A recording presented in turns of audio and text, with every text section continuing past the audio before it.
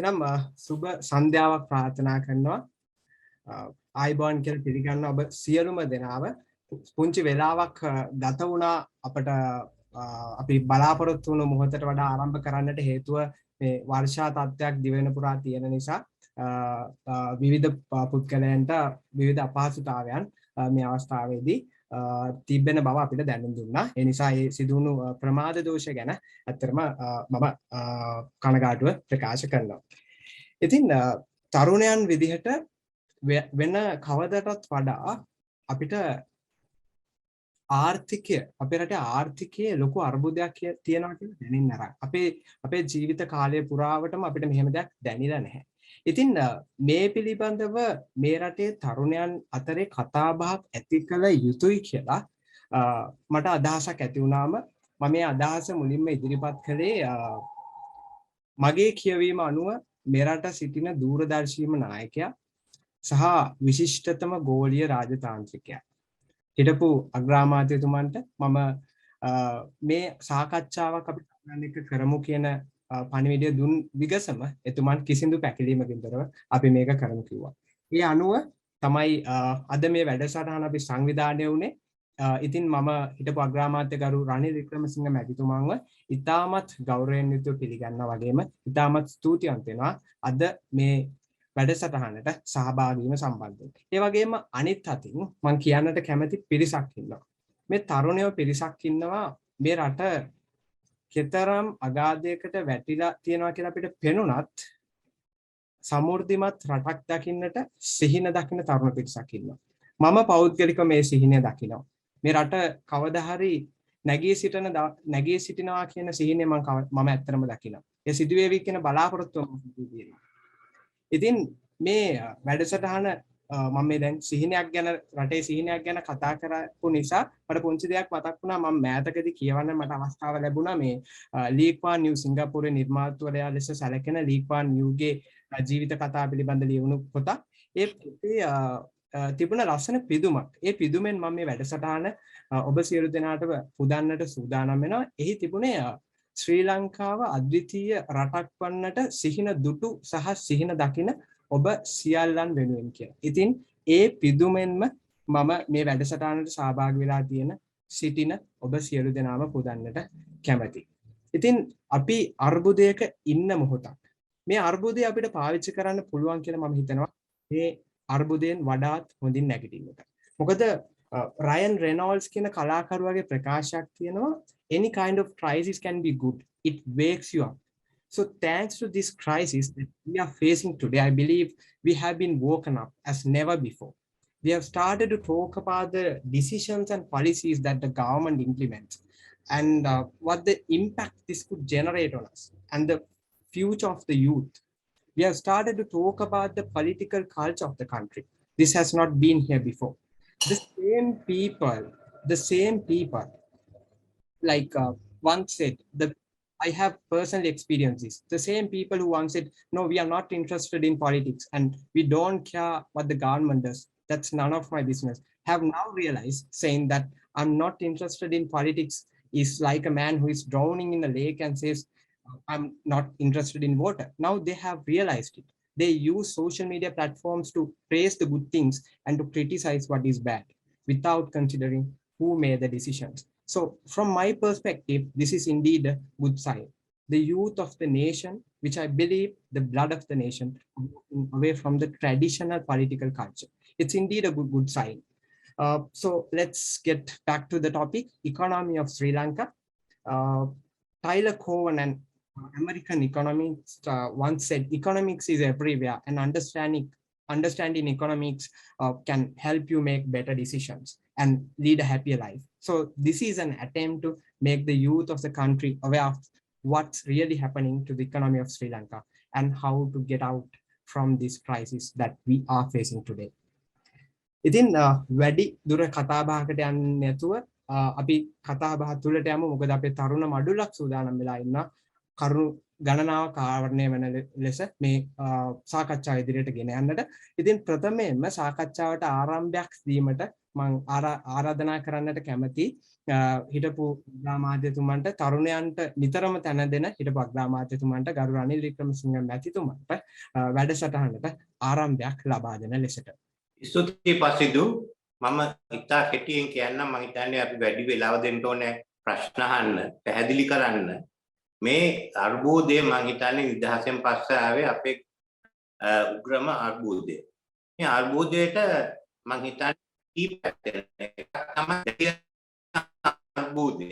අපේ ඩොලර් හිඟය, රුපියලේ හිඟය, බාල්දු වීම අපි කොහොමද ඉවත් වෙන්නේ කියන එක. එහෙනම් ඒක අපි බැලුවොත් අපිට තියෙනවා ඒ ගැන කෙටි කාලීන පියවර ගන්න. එතනින් අපි බලන්නේ අපේ අරමුණ ආර්ථිකයේ ස්ථාවරභාවයක් ඇති කරන්න. ඒ ස්ථාවරභාවය ආරක්ෂා කරන්න ඕනේ. අපිට ඩොලර් නැහැ. අපිට ඩොලර් ගන්න නම් ඒ ඩොලර් ගන්නකොට අපි පෙන්වන්න ඕන කොහොමද ඩොලර් ආපහු ගෙවන්නේ කියලා. ඉතින් වෙළඳ ශේෂය අපිට අවාසි නම් ඊළඟ අවුරුද්දේක ඇති වෙන්නේ එහෙනම් අවුරුදු 10ක කොහොමද රට දියුණු කරන ප්‍රතිපත්ති 15ක අපි කියන්න ඕනේ. ඒක අතෙන් කෙටි කාලින තියෙනවා. තව අතකින් මධ්‍ය කාලීන තියෙනවා. තව අතකින් දීර්ඝ කාලීන. මොකද මම දීර්ඝ කාලීන ඇතුල් කරන්නේ තව අවුරුදු 20කින් 25කින් අපේ රටේ දලදේශීය නිෂ්පාදනය අපි 5 ගුණයකින්වත් වැඩි කරන්න ඕනේ. නැත්තම් ශීඝ්‍රයෙන් වැඩි කරන්න. දියුණු රටක් බවට පත් වෙන්න තියෙනවා.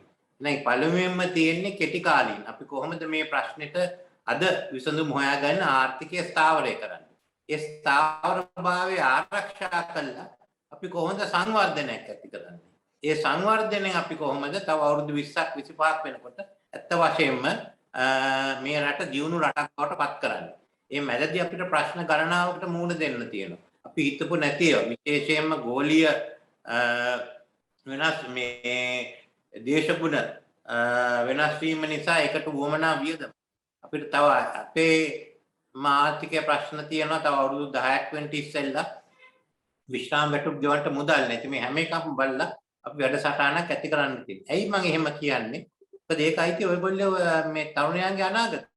තව අවුරුදු 20ක් කියන්නේ මේ බොහෝ දෙනෙක් අවුරුදු 50ක්වත් වෙන්නේ නැහැ. 100ලා වෙන්නේ නැහැ වෙනකොටවත්. ඒ ඊට ඉස්සෙල්ලා ඉන්නේ. ඉතින් විශේෂයෙන්ම මේ අවුරුදු 20 තමයි ඔබට බලපාන්නේ. 77 අපිට බාර දුන්නාම අපි අවුරුදු 20 30 අපි හදලා දුන්නා. දැන් ඒක කඩලා තියෙන්නේ. ඉතින් කොහොමද ඉදිරියට යන්නේ? අන්න එතනදී මම නවතිනවා ඕන තරම් ප්‍රශ්න අහලා පැහැදිලි. අපි කෙලින්ම හැරෙමු අපේ තරුණ මඩුල්ල වෙතට. මම හිතන්නේ අපි යම්කිසි වේලාවක් ගත වෙයි මේ රටක ආර්ථිකය ගැන කතා කරද්දී බොහෝ දේවල් කතා කරන්නට තියෙනවා සහ අපි කතා කරන්නට යන්නේ ආර්ථිකය ගැන අතිවිශාල දැනුමක් තියෙන මේ රටේ ඉන්න ශේෂ්ඨ නායකයෙක් එක්ක. ඉතින් ප්‍රථම මුලින්ම මම ආරාධනා කරන්නට කැමති අපේ තරුණ මඩුල්ල ලලිඳු කාර්යවසන්ත ලලිඳු පේරාදෙණිය විශ්වවිද්‍යාලයේ දැනට කළමනාකරන අධ්‍යයන පීඨයේ අවසන් වසරේ සි උපාධිය හදාරනවා. ලලිඳු මම බොහොමත්ම ස්තුතිවන්ත වෙනවා අතරතුරේ මේ සහභාගී වීම සම්බන්ධයෙන් ඔබට ආරාධනා කරන්නට කැමති මේ සාකච්ඡාව ඉදිරියට රැගෙන යන ලෙස. බොහොම ස්තුති පසිදු. මම හිතනවා මාව ඇහෙනවා ඇති කියලා. ඇහෙනවා. හරි. රනිල් වික්‍රමසිංහ මහත්මයාගේ මට අහන්න තියෙන පළවෙනි ප්‍රශ්නේ තමයි මේ දවස්වල ඉතාමත්ම කාලීන මාතෘකාවක් බවට පත් වෙලා තියෙනවා මේ සේවක අර්ධ සාධක සහ සේවක භාරකාරත්ව අරමුදලට පැනවිලා තියෙන මේ අධිභාර බද්ධ එහෙම නැත්නම් සර්චාර්ජ් ටැක්ස් එක 25% වල.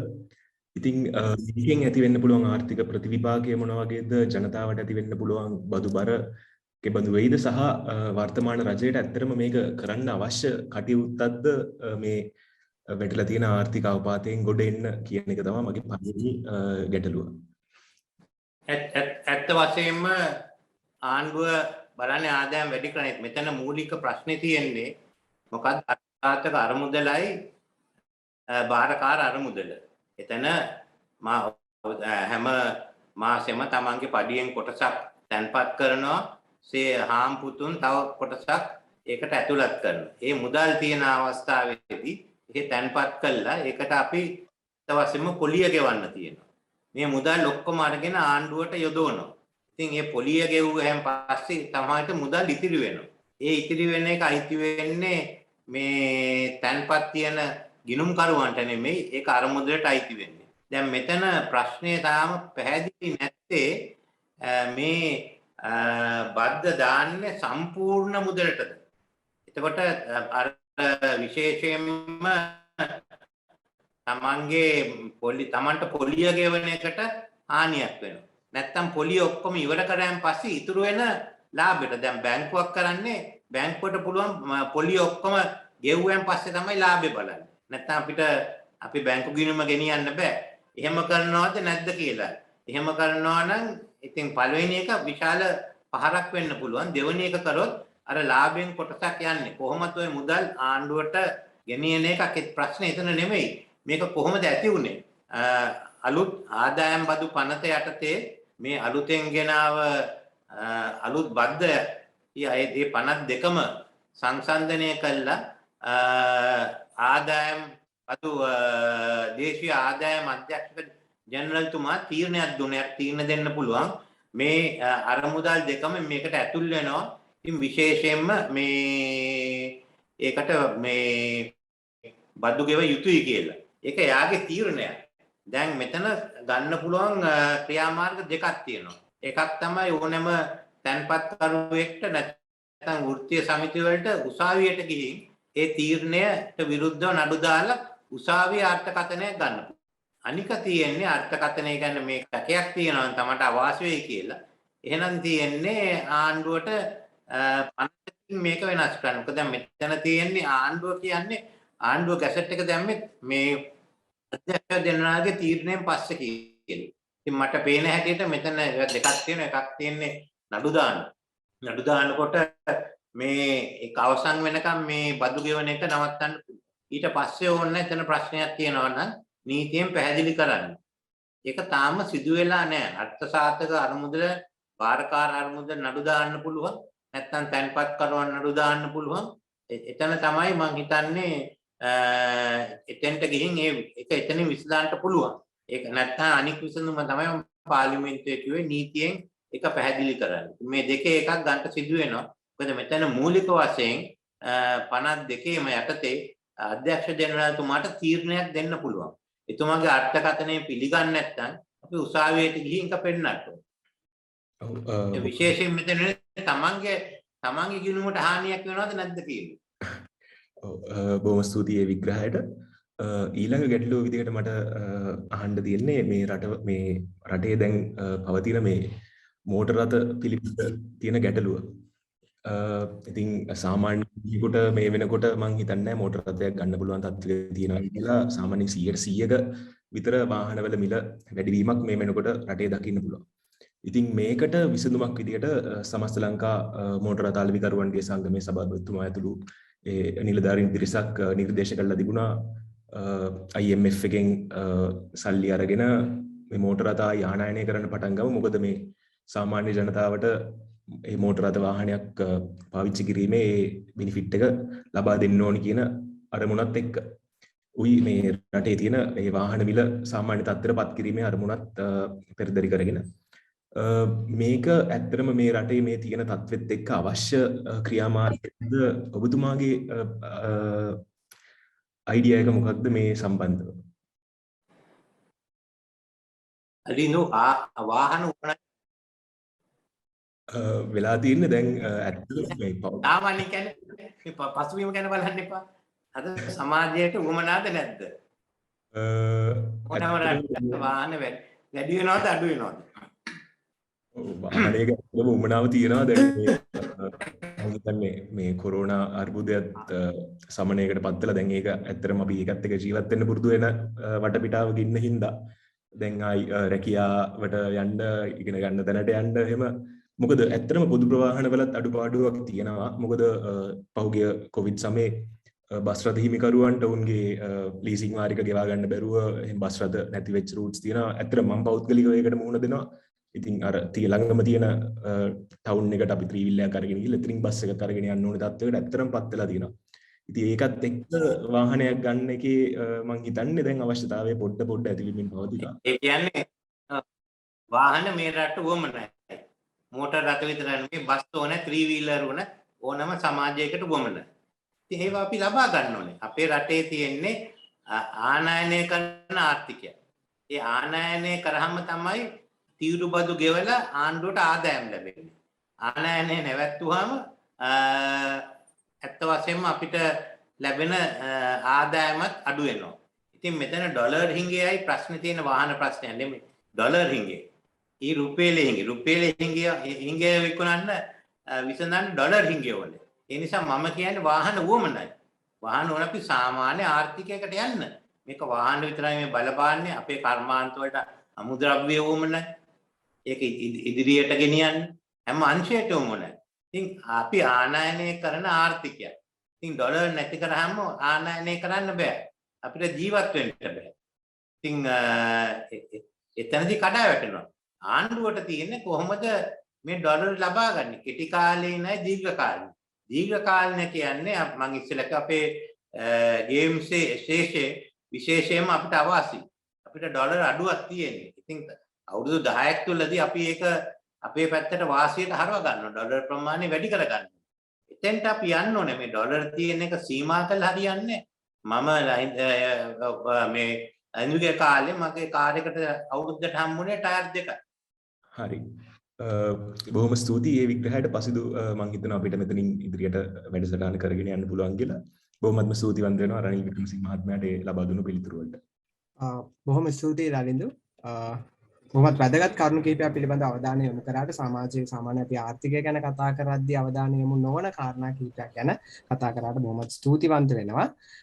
Next we have Hiruni Jayaratna with us. She is a talented individual and she holds a Bachelor of Arts special degree in International Studies from University of Kelaniya. Hiruni is very much into the fields of international studies and international politics as well, as I know, and someone that I noticed who really wants to do something for the country. Hiruni, while appreciating your presence today, I would now like to invite you to continue the discussion with Honorable Wickremesinghe. Over to you, Hiruni. Thank you very much, Pasidu, for the nice introduction. Sir, good evening, sir. So my question is, Sri Lanka is currently facing multiple and unprecedented economic crises. So we all know IMF, which is known as the world's financial crisis firefighter. So it offers loans, bailouts to member countries. Although we know Sri Lanka as a member country, as Sri Lanka has the right to seek assistance from IMF. Sir, my question is, does Sri Lanka denying IMF assistance would be the best solution for Sri Lanka's economic woes? So is it because of the fear of IMF conditionalities or policy frameworks? What's your opinion on that, sir? I can't understand why they are not going to the IMF. Especially with COVID, we should have gone and got the first tranche. We took the first tranche because they gave us SDR. We didn't take the second round. Basically, we've been going to the IMF for problems. I have, on 3 major occasions, I have negotiated with the IMF in 1989, when the economy had really suffered from the conflicts in the north and the south. In 2001, when we had negative growth, again due to the LTT, and again in 2015. It's a hard negotiation, but what they want is financial discipline so that there be long-term stabilization of the economy. So we things you can agree that are there. 1989, that other proposed expenditure in certain areas on privatizing, on opening up, on further liberalization. So actually the IMF accepted that. On industrialization, they were worried that we were going to pick favorites. We said no, we'll go ahead, and that enabled us to industry further, including the 200 apparel factories, and we got Janasabhi also in. So it's a question of negotiation, and it can be done. It should be done. Thank you very much, sir. So my next question is, sir, what are the long-term and short-term remedies in order to overcome forex crisis? So what's your opinion on that, sir? No. Short-term remedies is how can you stabilize the economy immediately, get the dollars we need, get the backing of the IMF so that we could also go back and borrow. That's the short-term one. Then look at the rupee issue and stabilize the rupee itself, economic stabilizer. Otherwise, you can end up at 300 or 350 rupees a dollar. So those are the immediate ones. But the long-term, what about the government expenditure? What we need, what do we need to tackle climate change? As I said, to deal with the issue of monies to pay pensions, for existing pensioners. Therefore, there are many of the issues. But come to it, our growth rate is not sufficient. We have to grow fast. But to grow fast, we also have to go out because our basic issue is on the balance of payments. We are at the moment we are short of dollars. Put it very in simple terms. Then you have to look at the economy which can earn more money. How do you get it through services or manufacture or agricultural products? Then what is the framework that is needed, the regulatory framework, and what is the economic restructuring that is needed to get it? So those are issues. Either you've got to open up and compete or stay closed and die. That's all. Thank you very much, sir. Thank you for the insightful outcome. Pasindu, over to you. Thank you very much, Hirni. It's really happy to see like you having a good understanding about the economy of the country and being vigilant of what's happening around us. So I hope you will be with us till we reach our goal one day, developed nation. Thank you again. මීළඟට අපිත් සමග එකතු වෙනවා ඔසුර වින්දුල ශ්‍රී ලංකා නීති විද්‍යාලයේ අවසන් වසරේ ශිෂ්‍යයෙක්. ඒ වගේම කැලණිය විශ්වවිද්‍යාලයේ භෞතික විද්‍යාංශයේ උපාධියේ අවසන් වසරේ ඉගෙනුම එලෙසම කොළඹ DS සේනානායක විද්‍යාලයේ හිටපු උපප්‍රධාන ශිෂ්‍ය නායකයෙක් වගේම අතිදක්ෂ කතිකයෙක් මා දන්නා ආකාරයෙන් ඔසුර ඉතාමත් ස්තුතිවන්ත වෙනවා ඔබේ සහභාගීත්වය සම්බන්ධයෙන්. මෙතෙන් පටන් සාකච්ඡාව ඉදිරියට ගෙන යාමට මම ඔබට ආරාධනා කර සිටිනවා. බොහොම ස්තුතියි පසින්දු අවස්ථාව ලබා දීම සම්බන්ධයෙන් සහ ගෞරවයක් ලෙස සැලකනවා රනිල් වික්‍රමසිංහ මහත්මයාත් සමග මේ විදිහට සාකච්ඡා කරන්න ලැබීම. ඔබතුමාගෙන් මම මුලින්ම දැනගන්න කැමතියි ඔබතුමා දැන් කලින් අහපු ප්‍රශ්නයට සම්බන්ධව කතා කරා IMF එහෙම නැත්නම් ජාත්‍යන්තර මූල්‍ය අරමුදල සම්බන්ධව. එතකොට සමාජයේ මතයක් තියෙනවා මේ ජාත්‍යන්තර මූල්‍ය අරමුදලෙන් අපි ණය ගත්තොත් ජාත්‍යන්තර මූල්‍ය අරමුදල විසින් රාජ්‍ය ආයතන පෞද්ගලිකකරණය කිරීමට බල කරයිද වගේ අදහසක්. එහෙම දෙයක් සිද්ධ වීම ඉඩක් තියනවාද? ඒ සම්බන්ධව ඔබතුමාගේ අදහස මොකක්ද කියලා මම මුලින්ම දැනගන්න කැමතියි. රාජ්‍ය ආයතන දිහා බලලා රාජ්‍ය ආයතන වාණිජ ආයතන කාටවත් බරක් වෙන්න හොඳ නැහැ. එතන දැයි බලන්න ඕනේ බරක් වෙනවද නැද්ද කියලා. දැන් අපි බැලුවොත් ඒක වගේ ප්‍රාණාවක් තියෙනවා. මම කියන්නේ බැංකු පුද්ගලිකාංශයට දෙන්න බැංකු වල බොල් ණය නිසා බැංකු කඩා වැටෙන්න පුළුවන්. පුද්ගලික ඒවායි රජයේ. පුද්ගලික ඒවා මොකද්ද කරන්නේ? ඒ අය අලුතෙන් ප්‍රාග්ධන මුදල් ලබා ගන්නවා කොටස් වෙළඳ පොළට ගිහින්. ආණ්ඩුවට කොහොමද දෙන්නේ? අපිට එතෙන්ට මුදල් දෙන්න තියෙනවා. සමහර ඒවා අසාර්ථකයි. ඒත් මම අහන්නේ දැන් චීනේ පුද්ගලිකකරණය කරලා තියෙනවා සමාගම් මම කියන්නේ රජයේ සමාගම් 5000ක් 10000ක් කරලා තියෙනවා. ඒක අපිට හොඳ. අපිට වමනා නම් අපේ ආර්ථිකයට හොඳ නම් අපේ ප්‍රතිපත්ති අනුව ඒවා පුද්ගලිකකරණය කිරීමේ ප්‍රශ්නයක් නැහැ. අනික් අතට හැම එකක්ම පුද්ගලිකකරණය කරන්න උවමනා නැහැ. මම හිතන්නේ මූල්‍ය ආයතන ඒ සියල්ලම අපි තියාගත යුතුයි. මොකද අද වැදගත්ම ශේෂ්ත්‍රය තමයි මූල්‍ය ශේෂ්ත්‍රය. ඒක උඩ අපේ මිනිස්සු ඩොලර් නැතුව ඉන්න යනවද? ඒක මම අහන්නේ. දැන් කැමතිද ඩොලර් නැතුව ඉන්න? කවුරු වෙනුවෙන්ද අපි මේක කරන්නේ? ඒකනේ මම සමහරු කියනවා මේවා කියලා ජාතික සම්පත්. මම එකඟ වෙන්නේ නැහැ. මේ රටේ තියෙන එකම ජාතික සම්පත. ඕනනම් ඒ ඔසුරු ඔයගොල්ලෝ වාගේ අපේ තරුණ සම්පත. අපේ මිනිස් සම්පත. මේ මිනිස් සම්පතට හොඳ අනාගතයක් තියෙන්න ඕනේ. එතනදී සමහර විට රජයේ වාණිජ ආයතන වෙන්න පුළුවන්, තමයි පුද්ගලික ආයතන. එහෙනම් අපි ඒ දියුණුවට ශීඝ්‍රයෙන් යන්න ඕනේ. ඒ ශීඝ්‍රයෙන් යන්න තියෙන එක තමයි ඔබේ දියුණුව. ඔබ පළමුවෙන් හිතන්න මොකද්ද අපේ රටේ ජාතික සම්පත? ඒ යකඩ කෑලි නෙමෙයි, සිමෙන්ති කෑලි නෙමෙයි, යන්ත්‍ර සූත්‍ර නෙමෙයි. ඒ අපේ ජනතාව විශේෂයෙන්ම තරුණ ජනතාව. දියුණු වෙන්න මොකද්ද ඕන? එතෙන්ට යන්න. අන්න ඒකයි මම අහන්නේ. දැන් අපි මම 1989 මම දන්නේ මතකද ඉපදුනාද කියලා කොහොමවත් 2001ත් මතක නැහැ. ඉතින් 2015 අපි ගිහින් IMF සහයෝගය අරගෙන කරේ. පඩි වැඩි කර ආණ්ඩුවේ 10000කින් ආර්ථිකය දියුණු කරා. මොකද්ද කරන්න බැරි වුනේ? ඒ කාලේ මොකක් හරි අමාරුවක් වුණාද? මම අහන්නේ මොකක් හරි අමාරුවක් වුණාද?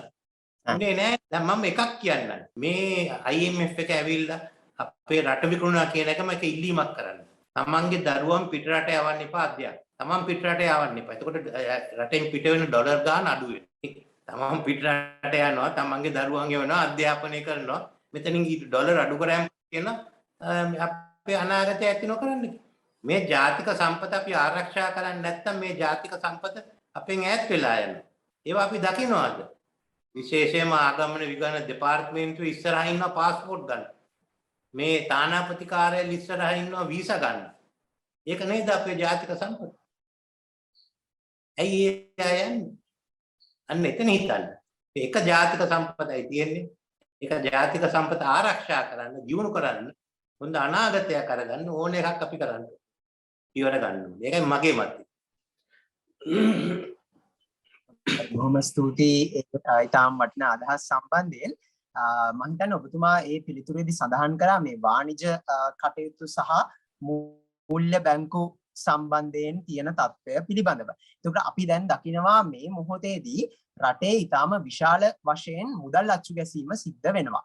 හැබැයි ඒ අච්චු ගැසීමට සාපේක්ෂව රටේ නිෂ්පාදනශීලතාවය වැඩිවීමක් අපිට තරම් පෙනෙන්නේ නැහැ. එතකොට මේ තත්ත්වයට එක්ක අපි දැක්කා මේ රටේ ඉන්ෆ්ලේෂන් එහෙමත් නැත්නම් උද්දමනයේ වැඩිවීමත් එක්ක සිම්බාබ්වේ වගේ රටවල් වලට ඔවුන්ගේ කරන්සි එක එහෙමත් නැත්නම් ඔවුන්ගේ මුදල් පවා අහිමි වුණා.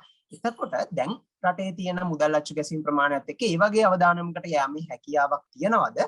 එහෙනම් අපිට ඒක වළක්ව ගන්න පුළුවන් ක්‍රියාමාර්ග කෙටි කාලින නිසා දිග කාලිනව ඔබතුමා මොනවද හිතන්නේ? පළවෙනි ලෝක යුද්ධයෙන් පස්සේ ජර්මනියේ දවසට උවමනා ආහාර ගන්න කරත්තයක් උවමනා වුණා මුදල් ගෙනියන.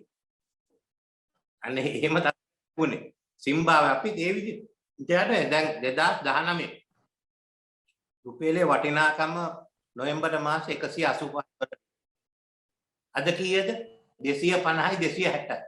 ඒ කියන්නේ අවුරුදු 20යි අවුරුදු දෙකකින් අපි කොච්චර වැඩි වෙලා තියෙනවද? රුපියල් 75කින් වැඩි වෙලා තියෙනවා. ඉතින් මේ වේගයේ ගියොත් 300 අල්ලන එක අමාරුවක් නෙමෙයි. රුපියලට මිනිස්සුන්ට අමාරුයි. ජනතාවට අමාරුයි. ඒ නිසා තමයි දැන් ස්ථාවර භාවයක් අපි ඇති කරන්න ඕනේ. මම දන්නවා උසල තිබෙන්නේ මොටර් බයිසිකලයක් 3 wheeler එකක්ද කිය 3 wheeler එක යනවා 3 wheeler එක යනවා නම් විශාල පෙට්ටියක් අරගෙන යන සල්ලි ඔක්කොම දාලා පාන් ගෙඩියක් අරගෙන එන්න වෙන එකක් වෙන්නේ නැහැ දැන්. ඕකයි කියන්නේ උද්දමනය කියලා. අන්න ඒව තමයි අපි දැන් ලංකාවේ දකින්නේ. මේ මිනිස්සුන්ට අමාරු වෙනවා. ඒකට 3 වේලක් කන අය වේල් දෙකයි කන්නේ. ඊට වඩා 77 ඉඳන් අපි විශාල මධ්‍ය පන්තියක් මේ රටේ ඇති කරා. මේ මධ්‍යම පන්තිය වැටෙනවද? එතනින් පිට වෙලා වැටෙනවා. ඒ වගේම ජනතාවෙන් ලක්ෂ 5ක් අද දිනුදු සාමාන්‍ය ජනතාවෙන් ලක්ෂ 5ක් තව දිනුදු භාවයට වැටලා තියෙනවා. අන්න ඒව තමයි අපිට අද මුහුණ දෙන්න ප්‍රශ්න. හොඳයි ඔබතුමාගෙන් අවසාන වශයෙන් මම දැනගන්න කැමතියි මේ කතාවට සම්බන්ධවම අපි දන්නවා 2019 වර්ෂයේදී ලෝක බැංකු වර්ගීකරණයට අනුව ලංකාව ඉහළ මැදි ආදායම් ලබන තත්ත්වයේ රටක් බවට පත් වුණා. හැබැයි නැවත 2020 දී ආපහු පහළ මැදි ආදායම් ලබන සංවර්ධනය වෙමින් පවතින රටක් බවට ශ්‍රී ලංකාව පත් වෙනවා. මේක ලෝකයේ හඳුන්වනවා මැදි ආදායම් උගුල කියලා. ඒකට මෙන්න මේ මැදි ආදායම් උගුලට අහුවෙච්ච රටවල් ගොඩක් වෙලාවට ඒ තත්ත්වෙන් උඩට එනවා හරි අඩුයි. අපි දැක්කා සිංගප්පූරුව දකුණු කොරියාව වගේ රටවල් කිහිපයක් විතරයි මේ මැදි ආදායම් උගුලෙන් උඩට එන්න පුළුවන් උනේ.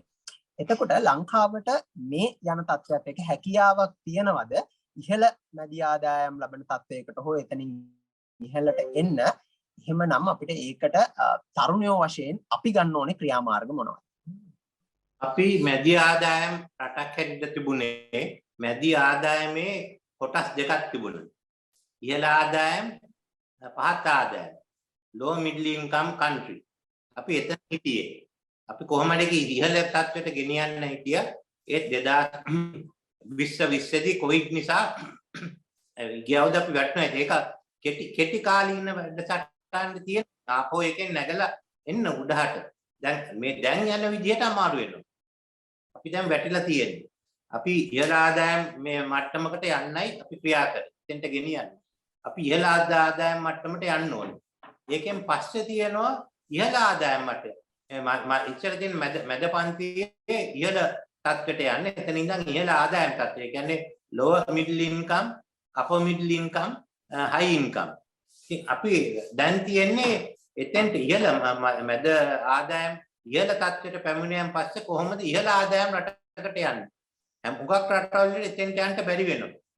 මෙතෙන්ට කියන්නේ මෙතන හිර වෙනවා. ඒකට කියන්නේ ඇත්ත වශයෙන්ම මැද ආදායම් මුගල කියලා. middle income trap. රටවල ඒනිකයි මම කියන්නේ සැපි සැලැස්මක් තියෙනවා මේක එක්ක ශීඝ්‍රයෙන් ඉදිරියට යන්න. මැද ආදායම ඉඳන් ඉහළ ආදායමට පයින්න. එතකොට තමයි නියම ආදායමක් නියම දියුණුවක් තියෙන්නේ. ඒකට තමයි මේ ජාතික සම්පතට උවමනා අනාගතය අපි හදලා දීලා තියෙනවා. අපි එතෙන්ට යන්න ඕනේ. අන්න ඒවට තියෙන බාධා ඉවත් කරන්න ඕනේ. ඒ බාධා තියාගෙන වැඩක් නැහැ. ඇත්ත වශයෙන්ම අපි පොඩි කාලේ සිංගප්පූරු අපිට වඩා නොදියුණු රට. වියට්නාම් කොහොම දියුණු වෙනවා. අපි මෙතන එකතන. හරිද ඔසුරු වෙනත් ප්‍රශ්න තියෙනවද නැද්ද? හොඳයි.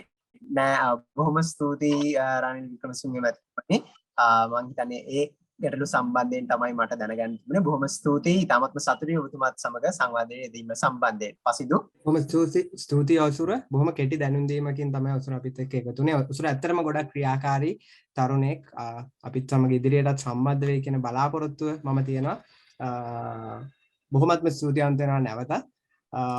Yeah, next I'd like to invite Amaya Kodituakku. She holds a Bachelor of Science degree from University of Kelaniya. She is also a CIMA pass finalist and currently following her MBA. Yeah, she is also a talented individual who's really trying to do something for the nation and someone who is dreaming to see a developed nation, developed Sri Lanka one day. Amaya, thank you for joining with us today, and you may now direct your questions to Honorable Leader. Thank you very much, Pasindu. I hope everyone can hear me. It's a great honor to speak with you, sir. My first question is, sir, I can remember in a previous discussion that you have stated it's very important for major political parties to agree upon a consistent economic policy, but at present we can see clearly that it is not there. So what are your suggestions or mechanisms for at least major political parties to bring major political parties agree upon a consistent economic policy as acceptable internationally? Well, firstly, in most countries there's agreement on the basic policy framework. I don't think in UK, Canada, or any of those countries, or in India do they want to take apart the economic framework. They will fight on other issues. For instance, on clean energy, on climate change. For instance, you find in Europe, some say there has to be coal power plants, others say no. There are issues important to people. What are women's rights, certain other issues. But we in Sri Lanka, we take apart the total economic policy. We don't follow a single economic policy. So what we have to do is first to get everyone, all the parties together to agree. I have suggested to the in Parliament, both to the government and the opposition, we will get the IMF report towards end of February. It's called the Article 4 Consultations. Under the IMF articles, annually there must be consultations every country. So China, America, all goes through that. So that will give us their assessment. So let us discuss that. I won't even say debate. Let us discuss that in the House and look at the options that are available. If you don't agree with it, give an option and we'll examine that and see whether it's viable. So by that, with that, we'll be able to come to some basic understanding, which must then be built up by the leader of the party. There's no other way, because the world has lost confidence in us. And when the world loses confidence, they will say, yes, your government comes in, you will do that. But the next government that comes in will undo it. So there has to be some consistency if you have to go ahead. It's more your future than mine. Thank you very much, sir, for the clarification. My next question is, now we can see the world economy is moving towards Asia, where China being the second largest economy, and while India and Indonesia are evolving, Asian countries have a bigger opportunity to attract foreign investments, and Sri Lanka is also, since it's an Asian country, there's a big opportunity. But we can see in the rate at the moment, we are not utilizing these opportunities properly. So what are your suggestions in order to attract these opportunities to Sri Lanka and the mechanisms to implement them? That's a big question. But remember, China is the world's largest economy. If you go by GDP, both PPP-wise and in real terms, India will at some stage be about the third, not immediately, third largest economy. And in time to come, ASEAN may be the fifth or the fourth largest economy. Not looking at Japan and Korea, which also has potential. Then what we are finding is economic power has come to Asia, but it has come to every country. Countries which have the right policies get the investment, others don't. So we have to build that framework up. That's what we were doing from 2015 onwards. You must have a framework the investors want. First is stability, continuity. Now this whole shortage of dollars is a very bad sign as far as our investment or tourism is concerned, but they don't know when the country will come to a halt. So we have to agree on that policy framework I mentioned earlier. Then only that we can go ahead. Otherwise, just changing governments will not do. Thank you very much, sir, for your ideas. Thank you very much, Pasindu, for the opportunity. Over to you. Thank you very much, Maya. Yeah, let's get together and make this country a nice place to live. Keep the hopes. We have a visionary leadership to show us the path. So yeah, let's work on it. Thank you once again. මීළඟට අපිත් සමග එකතු වෙලා ඉන්නවා මම ආරාධනා කරන්නට කැමති චතු කළුආරච්චි. ඇය මේ වන විට ශ්‍රී ලංකා විවෘත විශ්වවිද්‍යාලයේ සිය නීති වේදී උපාධිය හදාරමින් සිටිනවා. ඒ වගේම ඇය පෞද්ගලික විශ්වවිද්‍යාලයක අධ්‍යාපන වේදී උපාධියත් හදාරමින් සිටිනවා. ඉතින් මම ස්තුතිවන්ත වන අතරතුරම චතු ඔබට ස්තුතිවන්ත වන අතරතුරම මම ඔබට ආරාධනා කරන්නට කැමති මේ සාකච්ඡාව ඉදිරියට රැගෙන යාම සඳහා. බොහොම ස්තුතියි පසින්දු මම නැවත වතාවක් මේ සංවාදයට සම්බන්ධ කරගත්තාට. ඒ වගේම සුබ සන්ධ්‍යාවක් වේවා ගරු හිටපු අග්‍රාමාත්‍යතුමනි. මේ සංවාද මඩුල්ල පුරාවටම ඔබතුමාගෙන් පැන නැගුණු ප්‍රශ්නයක් තමයි මේ IMF වෙත යාම සුදුසුද නුසුදුසු යන කාරණාව ගැන අපි කතා කළා. මේ IMF වෙත යාමට සම්බන්ධ පෙර මේ IMF න්‍යායන් ටික සකස් වුණේ ලෝකයේ වොෂින්ටන් කන්සර්න්ස් අනුව. ඔබතුමාට හිතන ආකාරයට දැන් අපේ රට අත්‍යවශ්‍ය සුබසාධනවාදී රාජ්‍යයක්නේ. දැන් ලෝකයේ තියෙන මේ වන විට ප්‍රවණතාවයක් තියෙන නියෝ ලිබරලිසම් සමග මේ වොෂින්ටන් කන්සර්න්ස් ආර්ථික ප්‍රතිපත්ති අපේ රටේ දැන්ට පවතින ආර්ථික අර්බුදයට දායක කරගන්නේ කෙසේද? ඔබතුමාගේ වචන මොනවාද කියන එක තමයි මම ප්‍රථමයෙන්ම අහන්න කැමතියි. ඉස්සෙල්ලම IMF සංවිධානය ඇති කරේ 1944 බ්‍රෙටන් වුඩ්ස් සාකච්ඡාවේදී ඒකට ඇමරිකාව සෝවියට් දේශයේ ඉංගලන්තේ එවකට තිබුණේ චීනේ ඔක්කොම එකඟ වුණා. වොෂින්ටන් කන්සෙන්සස් කියන්නේ සෝවියට් දේශයේ කඩවැටෙනාන් පස්සේ පාලන ආර්ථිකය නැති වුණා. ඒ නිසා වෙළඳ ආර්ථිකයකින් ඉදිරියට යන එක. එතන බැලුවේ බොහෝ අංශ ලිහිල් කළා අවස්ථාව දෙන්න කියලා. එතනින් ගියා ගෝලීයකරණයට. ඉතින් මේ ගැන විවිධ අදහස් තියෙනවා. එකක් ආවේ නැහැ ඇමරිකාවට ඕනේ ගෝලීයකරණය නෙමෙයි අපි බලන්නේ. අපිට ඕන ගෝලීයකරණය නෙමෙයි චීනේ බලන්නේ. ඉතින් ගෝලීයකරණය ගැන අවුරුදු 10ක් විතර ඇමරිකාවේ බලපෑම 2009න් පස්සේ නැති වෙලා තියෙනවා. එක පැත්තකින් තියෙනවා සෝෂල් මාකට් ඉකොනොමි.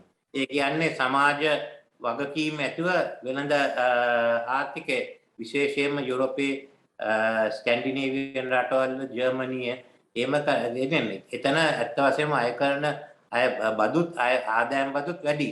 තව පැත්තකින් තියෙනවා සෝෂලිස්ට් මාකට් ඉකොනොමි. ඒ චීනය කරන එක සමාජවාදී වෙළඳ ආර්ථිකය.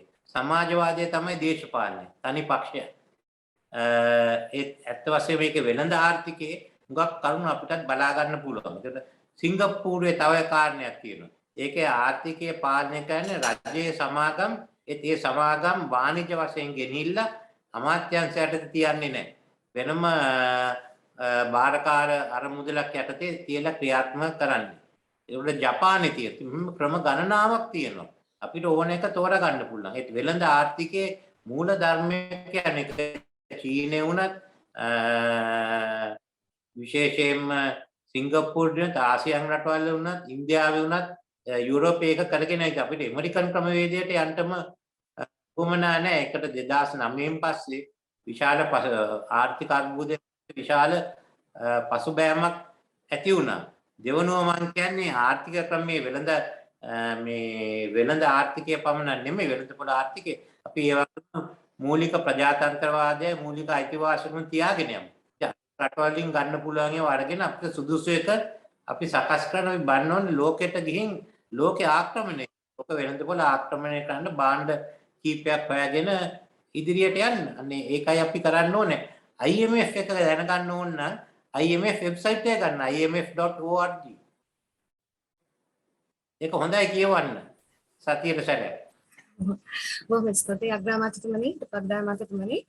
ඒ වගේම තමයි දැන් මේ රටේ අපි දන්නවා ඩොලර් අර්බුදයක් මේ වෙනකොට පවතිනවා.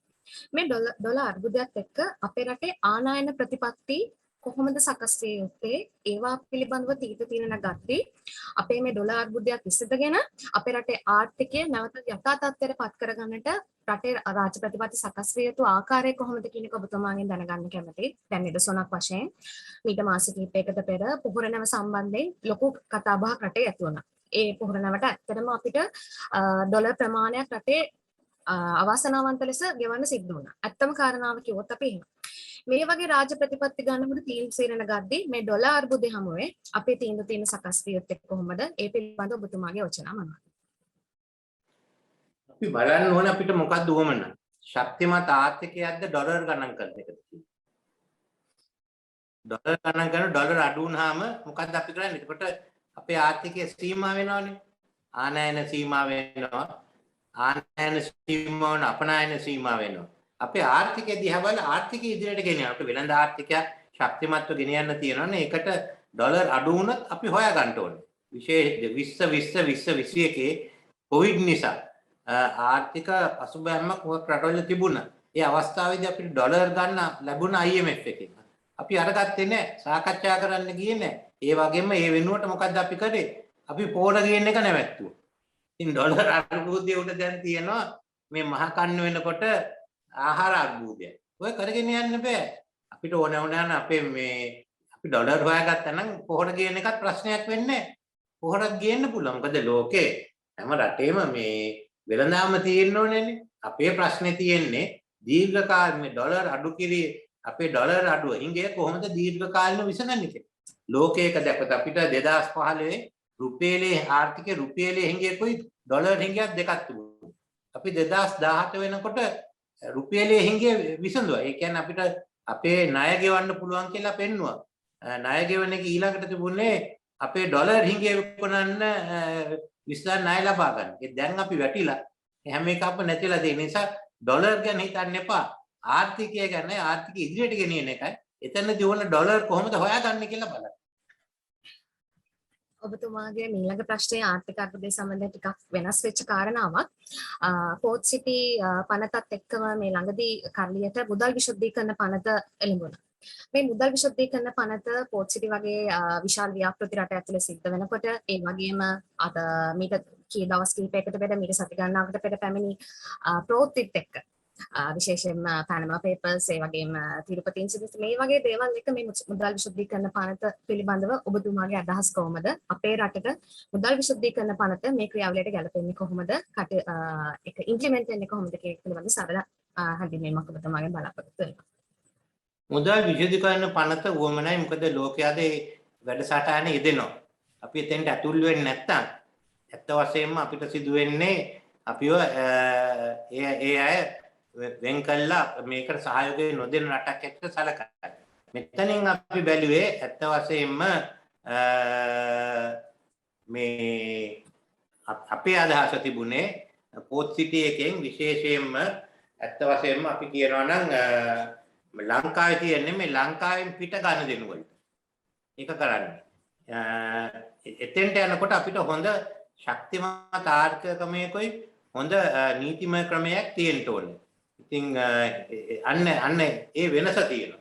අපි ඒ බලෙන් ලෝකයක ගණන් කරන්නේ. ලෝකයේ ගණන් කරන එක ප්‍රදේශ එක රටක් තමයි සිංගප්පූරු. ඉන්දියාවේ ඉඳන් අනික් අයටත් ඉන්දියාවට වඩා පාකිස්තානට වඩා ලේසියෙන්ම අපි බැලුවේ මේ ලෝකයක ගණන් කරන්න ක්‍රියා කරන්නේ. ඉතින් ඒ දෙක අපි වෙන් කළා ගන්න. මේ ආණ්ඩුව බාග්‍රේට බලාපොරොත්තු වෙන කළු සල්ලි ගන්න අපේ අදහසක් තිබුණේ නැහැ කළු සල්ලි ගන්න. බොහොම ස්තුතියි ඔබතුමාට. මම කියන්නේ මම දන්නේ සිංහල අපිට ඕනලා තියෙන ඔෆ්ෂෝර් ඉකොනොමි එක.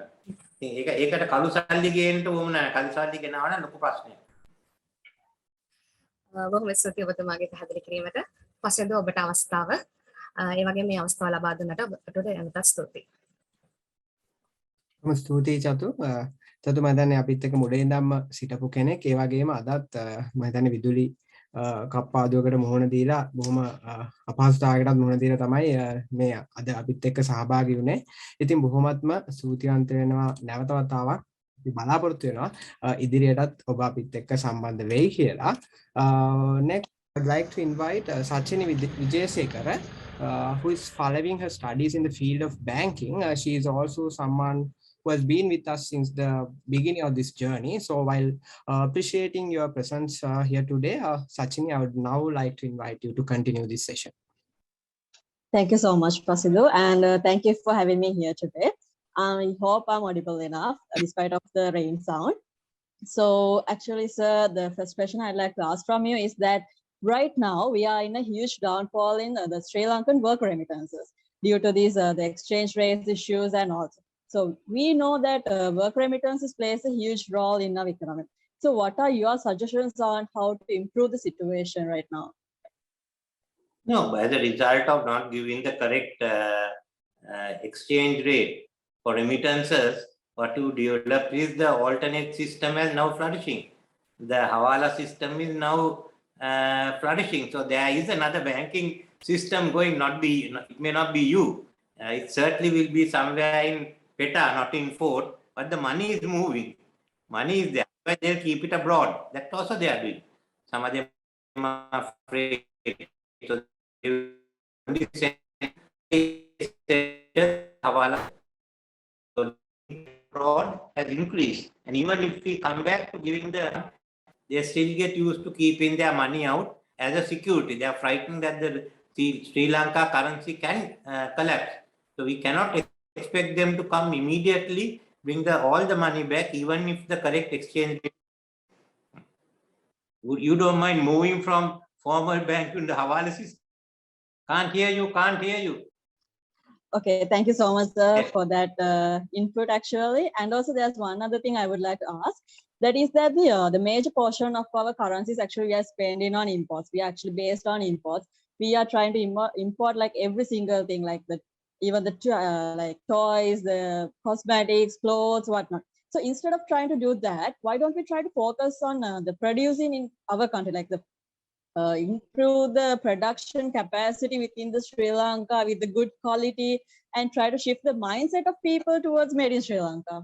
You know those earphones you're wearing? Can you manufacture it in Sri Lanka?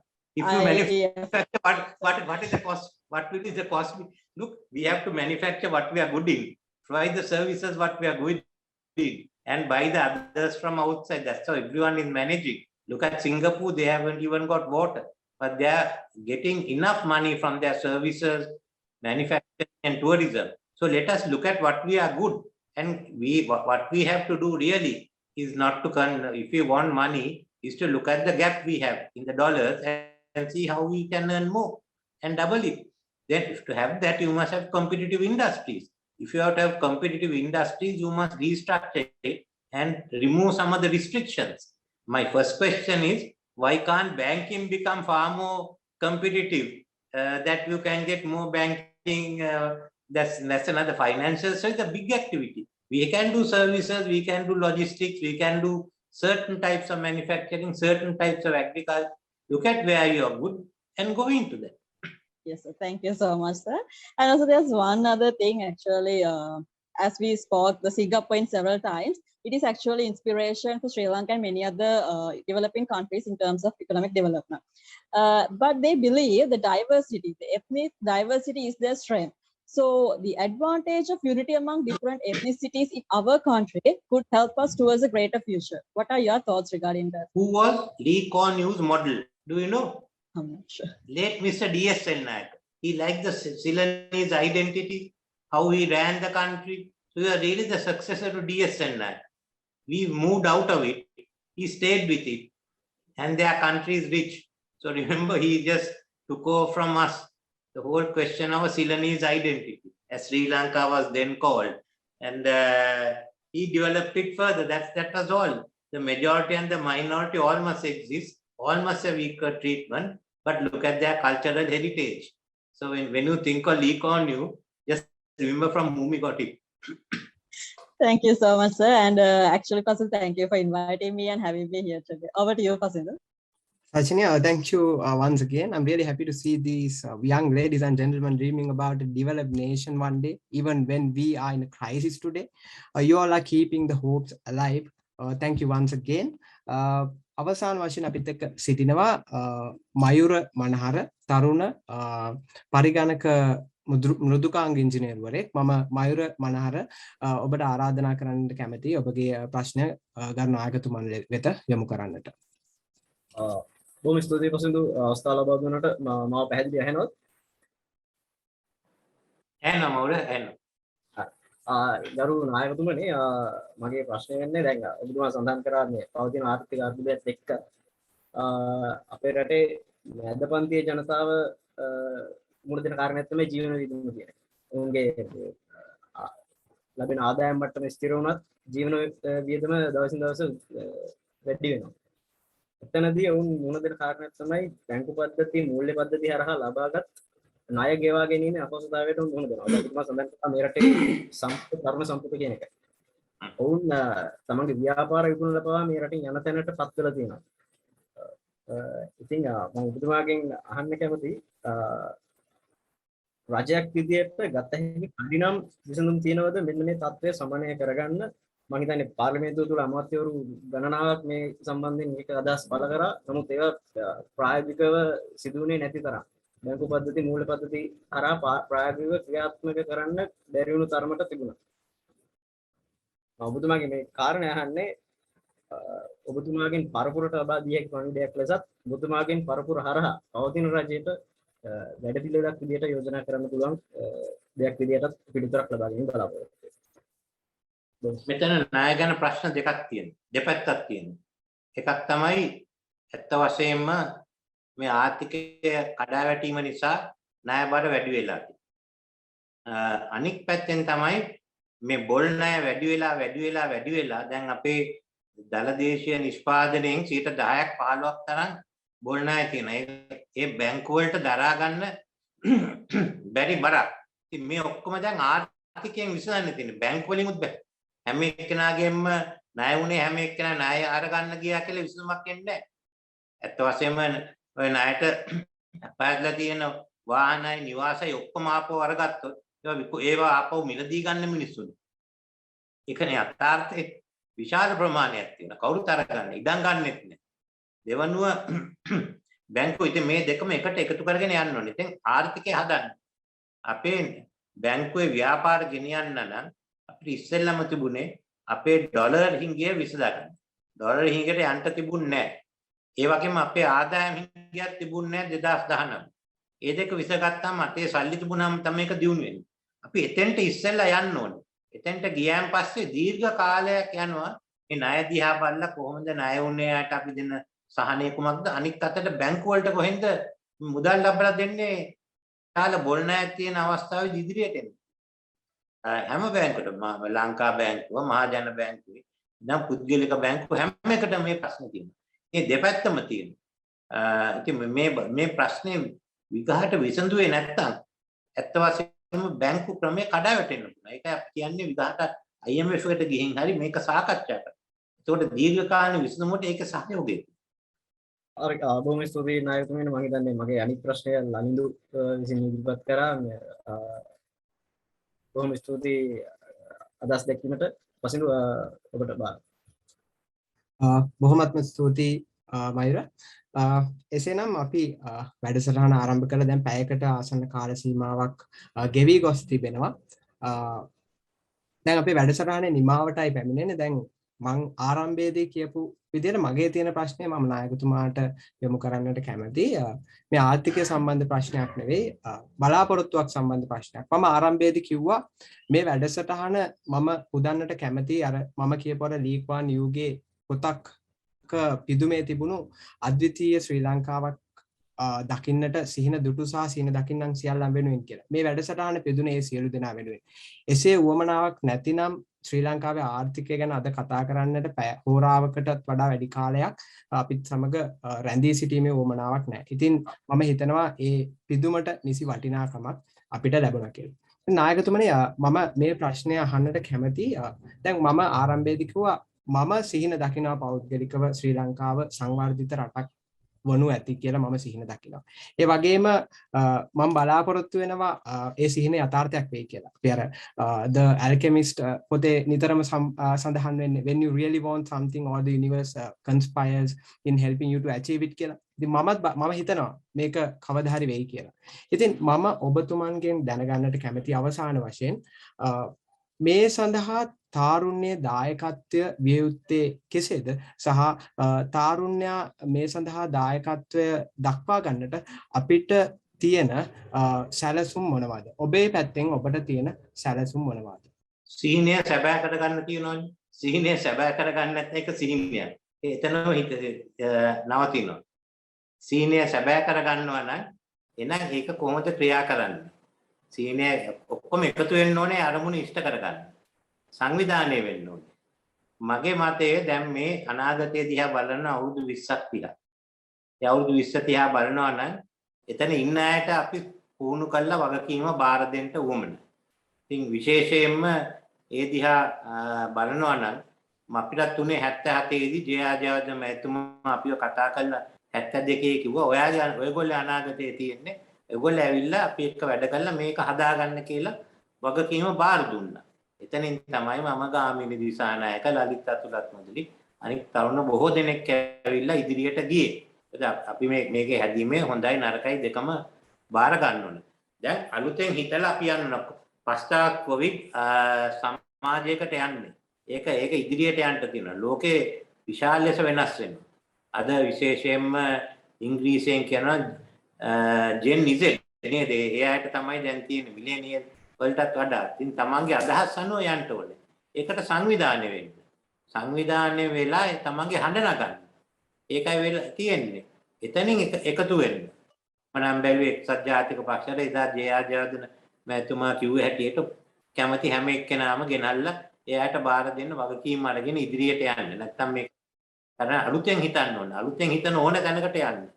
අලුතෙන් හිතලා ඉදිරියට යන්න. තමන්ගේ අනාගතය නම් ඒක තමන් හදනවද වෙන කාට හරි බාර දෙනවද? මේ ප්‍රශ්නේ දිහා බලන්න. ඒකට බාර දෙන්නේ සාර්ථකද අසාර්ථකද? තමන්ගේ අනාගතය හදලායි බලමු කොහොමද යන්නේ කියලා. ඒක තමන් යම්කිසි පළපුරුද්ද ලබාගෙන බාර ගන්නවා. අවුරුදු 4-5ක ඒක කරගෙන ඉදිරියට යන්න ඕනේ. දැන් පැනලා යන්න බෑ. අන්න එහෙම තමයි ලී කෝන් යුත් ඒක බාර ගන්න. බාර අරගෙන DSN එක මැතිතුමා අනුගමනය කරමින් ඒ මාර්ගෙම ගියා. ඉතින් මම කියන්නේ ඒක සහභාගී වෙන්න අලුතෙන් හිතන්න. එහෙම සංවිධාන තියෙනවා. එකක් අපිත් මමත් බලන්නේ දැන් තරුණයන්ට තමන්ගේ සංවිධානය තුලින් නැත්නම් පක්ෂය තුලින් හරි කොහෙන් හරි එන්නේ අන්තිමටම කොයි පක්ෂයට අයිති වුණත් කොයි සංගමයකට තරුණයන් ක්‍රියා කරන්න ඕනේ මූලික ප්‍රතිපත්ති රාමුව හදන්න. මම කියන්නේ යකඩ රාමුවක් හදන්න. ඒකට ඇතුළත් වෙන්නේ මොකද්ද කියලා හදාගෙන එතනින් හොඳ දේශපාලනයකට යන්න. ඒකෙන් පැනලා යන්න බෑ. බොහොමත්ම ස්තුතිවන්ත වෙනවා. එසේනම් මේ අපි සංවාදය අවසන් කරන්නට සූදානම්. මම බලාපොරොත්තු වෙනවා ඒ සිහිනයක්ම නොවේවා කියලා. අවසාන වශයෙන් මම හැමදාම වගේ දැනගන්නට කැමති පොත් රාශියකුත් පිටිපස්සේ ඔබතුමාගේ අපිට පේන්නට තියෙනවා. මේ අර වෙනදා වගේම අවසාන වශයෙන් මේ සහභාගී වෙලා ඉන්න පිරිසට ඔබතුමන් යෝජනා කරන පොතක් සහ එක මූවි එකක් මට ඔබතුමාගෙන් දැනගන්නට කැමති අවසාන වශයෙන් වෙනදා වගේම. මම එක පොතක් Lee Kuan Yew ගැන කිව්වේ. From third world to the first. Lee Kuan Yew ගේ එක පොතක්. මම හිතන්නේ දෙවනිද තුන්වෙනි වොලියුම් එක. ඒක කියවන්නකො කොහොමද රට ගෙනිච්චේ කියලා. අන්න ඒක තමයි හොඳම එක. අපි ඒක චිත්‍රපටයක් කරන්න උවමනා නැහැ. ඒක ඇත්ත වශයෙන්ම මේ රටේ ක්‍රියා කරනවා. හරි බොහොමත්ම ස්තුතියි. එසේනම් අද සංවාදය මේ ආකාරයෙන් අපි නිමා කරන්නට සූදානම් වන්නේ. තවත් සංවාදයකින් තවත් කාලීන සංවාදයකින් ඉතාමත් ඉක්මනින් අපි හමු වෙමු. ඉතින් මම ඉතාමත්ම ස්තුතිවන්ත වෙනවා අද පැයකටත් අධික කාලයක් අප සමග රැඳී ඉඳිමින් ඔහුගේ දැනුම හුවමාරු කරගත්තාට මේ තරුණ පිරිසත් එක්ක ගරු රනිල් වික්‍රමසිංහ මැතිතුමන්ට ඒ වගේම ආරම්භයේ සිට අවසානය දක්වා අපිත් එක්ක රැඳී සිටි තරුණ ඔබ සැමට ඉතාමත් ස්තුතිවන්ත වෙනවා. අපි අපේ සිහිනේ යථාර්ථයක් කරගමු. බොහොමත්ම ස්තුතියි. සියලු දෙනාටම සුබ සන්ධ්‍යාවක්.